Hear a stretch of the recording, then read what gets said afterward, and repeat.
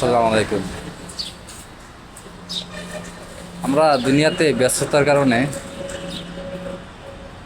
অনেক সময় আত্মীয় স্বজন, নিজের কাছের পরিবার, তাদের সাথে সময় দিতে পারি না, তাদের সাথে কথা বলতে পারি না।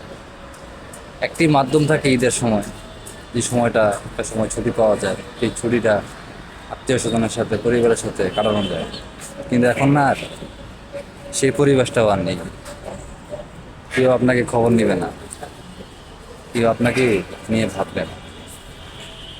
কারণ যখন আপনাকে দরকার পড়বে, তখনই সবাই আপনাকে আপন করে নিতে চাই।